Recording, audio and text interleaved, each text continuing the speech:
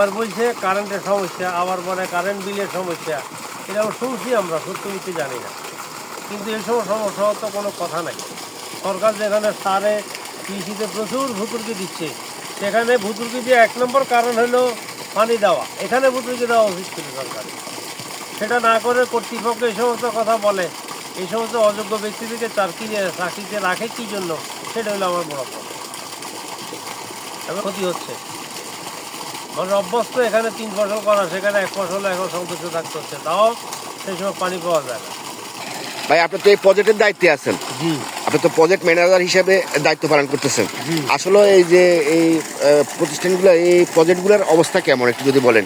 এই ফসলগুলো তো আমরা তো লজিক আছি শুধু, একমাত্র আবহাওয়ার কারণে বৃষ্টি নাই, আমাকে পানি দিতে বিদ্যুৎ বিলে অতিরিক্ত আইয়ে, যেখানে বিদ্যুৎ বিলে তো 5,000, ওখানে বিদ্যুৎ বিলে এখন 13,000 14,000 টাকা।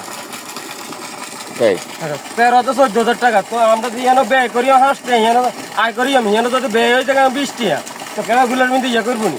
আমাকে এই ফসলটার লোক কয়টা লোক জড়িত, আমাদের এলাকায় সবাই এখানে কাজ করে, সবাই কাজ করে আমাদের এখানে।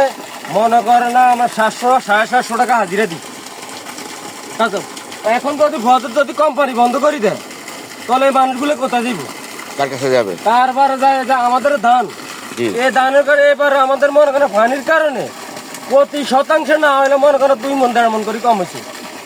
পানি নিষ্কাশন, পানি পানির আসে না, কারণে। পানি আসে না, খালে পানি আসে না। যখন আমরা প্রজেক্ট চালু হয় না নাকি? হ্যাঁ, অবজেকশন দিয়েছি কৃষি অফিসে, জি, ওনারা বলছিল আপনার কাঞ্চনপুর ব্রিজের কাজ চলে, জি। ব্রিজের কাজ চলে, ওইখানেও আপনার পানি লাগবো মনে করেন না আপনার 4 ফুট 5 ফুট হলো পাইপ, ওইখানে দিছে মনে করেন 8 ইঞ্চি পাইপ। তো পানিটা আসবে কইতে। তাই হ্যাঁ, আমরা একবার না কয়েকবার আমি কৃষি অফিসে গেছি। আমাদের এই এলাকার সবাই এই ধানগুলা আমরা যাই, এখন দূরত্ব ভালো দেখা যায়, কাছে গেলে আমরা দেখবেন এই ধানগুলা কাছে দিলে আমরা ধান মনে করেন আপনার চোখরা নিয়ে যাবেন, কিন্তু ধান চেঞ্জ হয়ে গেছে কিনা পানির কারণে। পানির কারণে, পানির হ্যাঁ। সময় মতো এই আরো আমাদের পাওয়া ধান যায়নি। টাকা এই সেলুর কারণে এদিকে তো মানছে, উনি কি 1 টাকা নিছেনি, 1 টাকা নয়। এই কৃষকগুলো সেলু ছাড়ি দিচ্ছে, 2টা সেলু ছাড়ি দিছে।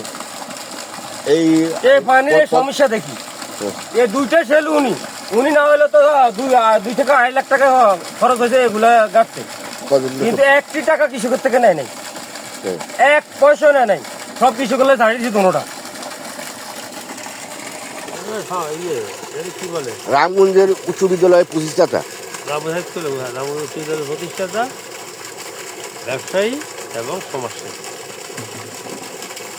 জাহাঙ্গীর হোসেন নাকি? হাজী জাহাঙ্গীর, আমরা আবার নাম কি? আব্দুল খালেক আব্দুল খালেক পাটোয়ারি।